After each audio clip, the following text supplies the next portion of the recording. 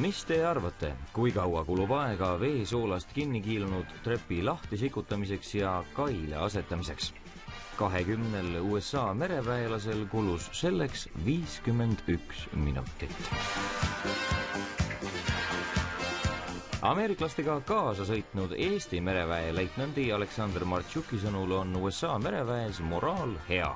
Mehed on rõõmsad ja pisut üksluise eluga merel rahul. Kuidas poisid on USA mereväelased? Saavad hakkama oma tööga? Selle trepiga läks nüüd küll kole kaua aega. No seda küll, aga üldjoontes saavad küll hakkama. Aga neil on muidu oma süsteemi ja omad reeglid, mis on erinevad. Eestil sellist laeva ei ole? No Eestil on väiksemad laevad, aga nii pika laeva kahjuks veel ei ole. USS Carr on Oliver Hazard Perry klassi fregatt, mille pardal olev juhtimistehnika pole just kõige uuem. Näiteks eelistab kapten digitaalsetele kaartidele vanakooli paberkaarte. Samas filmidest tuttava suure rooliratta asemel juhitakse sõjalaeva hoopis pisema rattaga.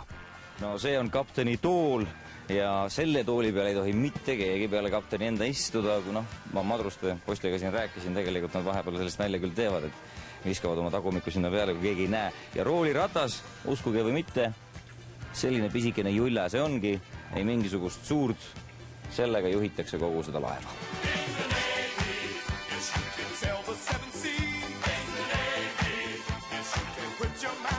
Narkokaubitsejatega võitluses paguneid kogunud USA sõjalaev on pikk ja kitsas, ohvitseride elutingimused on madruste omadega võrreldes üsna head, aga ühene kajut on siiski ainult kapteni lõbu.